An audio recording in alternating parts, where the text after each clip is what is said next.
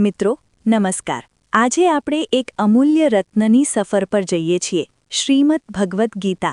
આ ગ્રંથ માત્ર શબ્દોનું સંગ્રહ નથી, પરંતુ તે એક જીવનદીપ છે જે અંધકારમાં પણ પોતાની જ્યોત જલાવી રાખે છે। જ્યારે અર્જુન કુરુક્ષેત્રના વિશાળ મેદાનમાં ઊભા છે, તેમના હાથમાંથી ગાંડીવ ખસી પડે છે, આંખમાં આંસુ છે, હૃદયમાં વેદના અને વિષાદ છે, ત્યારે ભગવાન શ્રીકૃષ્ણ તેમને પોતાના મધુર અવાજમાં કહે છે, અર્જુન, ઊઠ, ડરીશ નહીં, હું તારી સાથે છું। આ વિશ્વનું સત્ય સમજ અને તારા કર્તવ્યને નિભાવ। આજે પણ જ્યારે આપણે જીવનના યુદ્ધ મેદાનમાં ઊભા હોઈએ, ક્યારેક તણાવમાં, ક્યારેક ચિંતામાં, ક્યારેક નિરાશામાં ફસાઈને, ત્યારે એ જ કૃષ્ણનો અવાજ આપણા કાનમાં ગુંજે છે, મારી શરણે આવ, હું તને મુક્ત કરીશ। મિત્રો, ગીતા કોઈ સામાન્ય પુસ્તક નથી, તે ભગવાનનું હૃદય છે, જેમાં તમારા, અમારા દરેક પ્રશ્નનો જવાબ છે।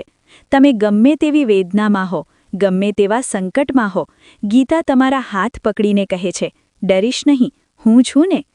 આ વિડીયોમાં આપણે ગીતાના ગહન સારને ધીમેથી એક પછી એક અધ્યાયને સ્પર્શીને હૃદયમાં ઉતારીશું, જેથી તમારા મનનો બોજો હલકો થાય અને અંતરમાં એ શાંતિનો અનુભવ થાય જેની તમે વર્ષોથી શોધ કરી રહ્યા છો।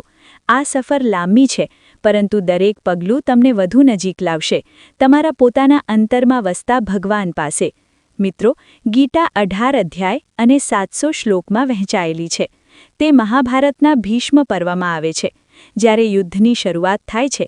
અર્જુન પોતાના સગા સ્નેહીઓ, ગુરુઓ અને મિત્રોને સામે જોઈને વિહવળ થઈ જાય છે।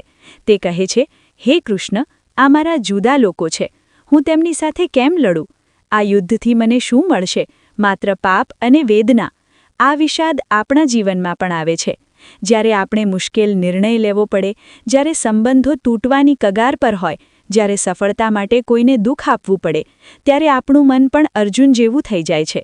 પરંતુ કૃષ્ણ અર્જુનને સમજાવે છે કે આ વિશ્વ અનાદિ છે, આત્મા અમર છે, ન જાયતે મ્રિયતે વા કદાચિન। આત્મા ક્યારેય જન્મતો કે મરતો નથી। તે જેમ કપડાં બદલાય છે, તેમ શરીર બદલે છે, પરંતુ તે અવિનાશી છે। મિત્રો, આ વિચારને તમારા હૃદયમાં ઉતારો। જ્યારે તમે મૃત્યુનો ડર અનુભવો, જ્યારે કોઈ પ્રિય વ્યક્તિને ગુમાવો, ત્યારે યાદ કરો, આત્મા અમર છે, તે અહીં છે, તમારી સાથે, હંમેશા। આ પહેલા અધ્યાયમાં કૃષ્ણ અર્જુનને સાંખ્ય યોગ સમજાવે છે, જ્ઞાનનો માર્ગ, જેમાં આપણે સમજીએ કે આ વિશ્વ પ્રકૃતિ અને પુરુષનું મિલન છે। પ્રકૃતિ બદલાતી રહે છે, પરંતુ પુરુષ અચલ છે। આપણા જીવનમાં પણ જ્યારે વસ્તુઓ બદલાય, નોકરી જાય, સંબંધ તૂટે, આરોગ્ય ખરાબ થાય, ત્યારે યાદ રાખો કે તમારો અંતરાત્મા અચલ છે। તેને સ્પર્શીને જુઓ અને તમને શક્તિ મળશે। હવે આપણે આવીએ કર્મયોગ પર। ભગવાન કૃષ્ણ કહે છે, કર્મણ્યેવાધિકારસ્તે મા ફલેષુ કદાચન। તારો અધિકાર માત્ર કર્મમાં છે, ફળમાં કદી નહીં। મિત્રો, આ એક શબ્દમાં જીવનનું સૌથી મોટું રહસ્ય છુપાયેલું છે। આજે આપણે દુઃખી કેમ છીએ? કારણ કે આપણે ફળની ચિંતા કરીએ છીએ। મારી મહેનતનું ફળ મળશે કે નહીં? મારા પ્રયત્નો વ્યર્થ તો નહીં જાય ને? પરંતુ કૃષ્ણ કહે છે, કર્મ કર, પૂરા હૃદયથી કર, પરંતુ ફળની આશા છોડી દે। જ્યારે તું નિષ્કામ ભાવે કર્મ કરીશ, ત્યારે મનમાં એ શાંતિ આવશે જે કોઈ સફળતા પણ આપી શકતી નથી। યાદ કરો, જ્યારે તમે કોઈને ખરા હૃદયથી મદદ કરી હોય, બદલામાં કશી અપેક્ષા રાખ્યા વગર, તે સમયે તમારા અંતરમાં જે આનંદ થયો હતો, એ જ નિષ્કામ કર્મનું સાચું ફળ છે। આજે પણ તમારું કર્તવ્ય નિભાવો। જો તમે વિદ્યાર્થી છો, તો અભ્યાસમાં મન લગાવો। જો માતાપિતા છો, તો બાળકોની સેવા કરો। જો કર્મચારી છો, તો પૂરી નિષ્ઠાથી કામ કરો અને ફળ ભગવાન પર છોડી દો। તમે જોશો, જીવન કેટલું સરળ અને સુંદર બની જશે। કૃષ્ણ વધુમાં કહે છે કે કર્મ કરવું એ પ્રકૃતિનો નિયમ છે। કોઈ પણ વ્યક્તિ કર્મ વગર રહી શકતો નથી, તો પછી કર્મને ભગવાનને અર્પણ કરી દો અને તમે મુક્ત થઈ જશો। એક વાર્તા યાદ આવે છે। એક વ્યક્તિ હતો જે હંમેશા ફળની ચિંતા કરતો। તે કામ કરે પરંતુ સફળતા ન મળે તો નિરાશ થઈ જાય। એક દિવસ તેને ગીતા વાંચી અને તેણે નક્કી કર્યું કે હવે કર્મ કરીશ, પરંતુ ફળની આશા નહીં રાખું। ધીમે ધીમે તેનું જીવન બદલાયું। તેની મહેનત તો તે જ હતી, પરંતુ મનની શાંતિ વધી ગઈ। મિત્રો, તમે પણ અજમાવી જુઓ। રોજના એક કર્મને નિષ્કામ ભાવે કરો અને જુઓ તેની અસર। ગીતાના 3 અને 4 અધ્યાયમાં જ્ઞાન યોગનું વર્ણન છે। કૃષ્ણ કહે છે કે જ્ઞાનથી અજ્ઞાનનો નાશ થાય છે। જ્ઞાન એ અગ્નિ છે જે સર્વ કર્મોને બાળીને ભસ્મ કરી દે છે. મિત્રો, આજે આપણા દુઃખનું મુખ્ય કારણ અજ્ઞાન છે. આપણે વિશ્વને અલગ અલગ જોઈએ છીએ, તમે, હું, તે, પરંતુ ગીતા કહે છે કે સર્વમાં ભગવાન છે. સર્વભૂતસ્થમાત્માનમ સર્વભૂતાની ચાત્મની. આ વિચારને સમજીએ. જ્યારે તમે કોઈને દ્વેષ કરો તો તમે ભગવાનને જ દ્વેષ કરો છો. જ્યારે તમે કોઈને પ્રેમ કરો તો તે પ્રેમ ભગવાનને જ પહોંચે છે. આ જ્ઞાનથી અહંકાર જતો રહે છે અને વિનમ્રતા આવે છે. કૃષ્ણ પોતાની પરંપરા સમજાવે છે. તેમણે આ જ્ઞાન વિવસ્વાનને આપ્યું, પછી મનુને, પછી ઇક્ષ્વાકુને અને આજે તે અર્જુનને આપે છે. મિત્રો, આ જ્ઞાન તમને પણ મળે છે. રોજ ગીતા વાંચો અને તેને સમજો. જ્યારે તમે જ્ઞાની બનશો તો તમે સમત્વ પામશો, સુખ દુઃખ લાભ હાનિમાં સમાન રહેશો. આ સ્થિત પ્રજ્ઞ વ્યક્તિ છે જેનું વર્ણન ગીતામાં કરવામાં આવ્યું છે. તે કામ, ક્રોધ, લોભથી મુક્ત છે અને હંમેશા શાંત રહે છે. એક ઉદાહરણ આપું. મહાત્મા ગાંધીજીએ ગીતાના આ જ્ઞાનથી પ્રેરણા લીધી. તેમણે અહિંસાનો માર્ગ અપનાવ્યો અને સમગ્ર વિશ્વને પ્રભાવિત કર્યું. તમે પણ આ જ્ઞાનને અપનાવો અને તમારા જીવનમાં પરિવર્તન લાવો. અને જ્યારે જ્ઞાન અને કર્મનો ભાર ભારે લાગે ત્યારે કૃષ્ણ કહે છે કે ભક્તિ યોગ અપનાવો. ભક્તિ એ સૌથી સરળ માર્ગ છે. મન મના ભવ મદ ભક્તો મદ્યાજી મામ નમસ્કુરુ. મને જ યાદ કર, મારી ભક્તિ કર, મને નમન કર, તું મારા ધામને પામીશ. મિત્રો, ભક્તિમાં તમારે મોટા તપ કરવાની જરૂર નથી, મોટા જ્ઞાનની જરૂર નથી. માત્ર એક નાનકડું હૃદય જોઈએ જે ભગવાનને પોકારી શકે. સવારે ઉઠીને એકવાર કહો કે હે કૃષ્ણ, આજનો દિવસ તારા હાથમાં સોંપું છું. રાત્રે સૂતા પહેલાં કહો કે હે પ્રભુ, જે કંઈ થયું તે તારી ઈચ્છા, મને તારી શરણે રાખજે. જ્યારે તમે આમ કરશો તમને અનુભવ થશે કે કોઈ અદૃશ્ય હાથ તમને સંભાળી રહ્યું છે. સંકટ આવે તો પણ મનમાં એક અજબ શાંતિ રહેશે, કારણ કે તમે એકલા નથી. તમારી સાથે એ કૃષ્ણ છે જેમણે અર્જુનનો હાથ પકડ્યો હતો, આજે તમારો હાથ પકડી રહ્યા છે. ગીતાના 9મા અધ્યાયમાં કહેવાયું છે કે ભક્તિ કરનારને ભગવાન પોતે રક્ષા કરે છે. અનન્યાશ્ચિંતયંતો મામ યે જનાહ પર્યુપાસતે. ભક્તિના 9 પ્રકાર છે: શ્રવણ, કીર્તન, સ્મરણ, પાદસેવન, અર્ચન, વંદન, દાસ્ય, સાખ્ય અને આત્મનિવેદન. તમે કોઈ પણ એક અપનાવી શકો છો. ઉદાહરણ તરીકે, મીરાબાઈએ કીર્તન અને સ્મરણથી ભગવાનને પામ્યા. તમે પણ રોજ ભજન ગાઓ અને તમારા હૃદયમાં ભગવાનને વસાવો.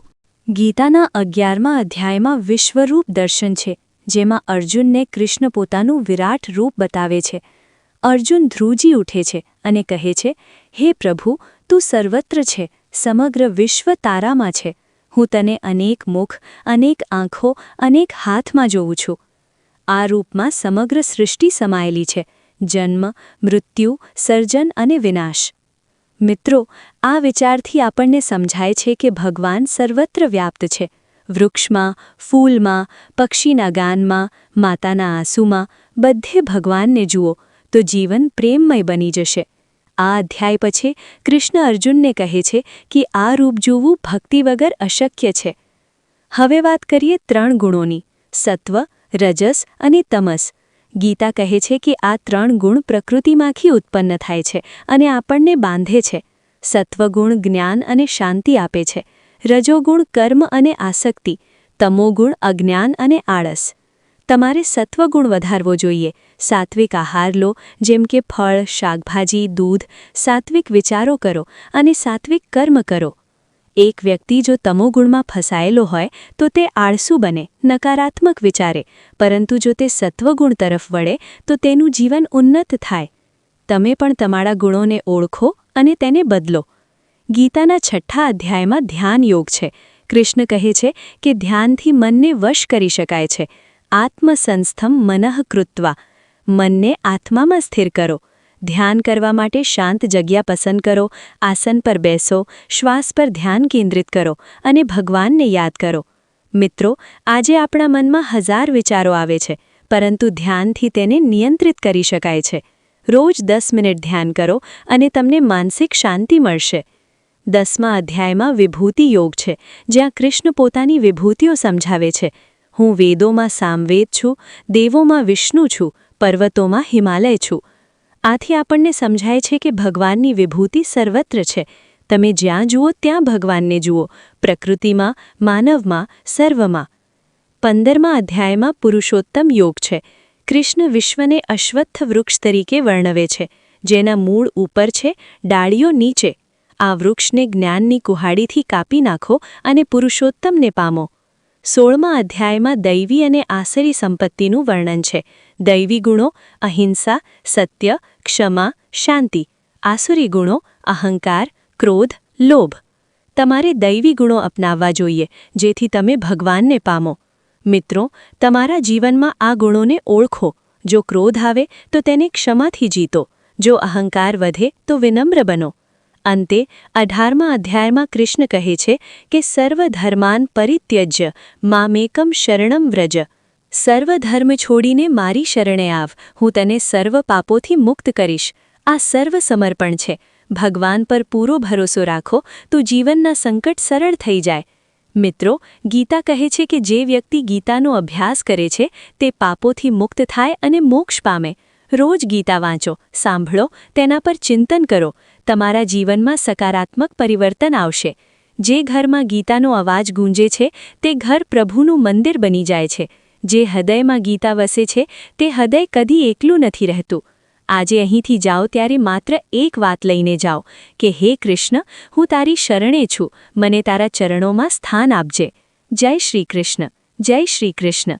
જો આ વિડિયો તમારા હૃદયને સ્પર્શ્યો હોય તો લાઇક કરજો, શેર કરજો અને સબસ્ક્રાઇબ કરીને આ ગીતાના સંદેશને વધુ લોકો સુધી પહોંચાડજો. હરિ ઓમ. જય શ્રી કૃષ્ણ.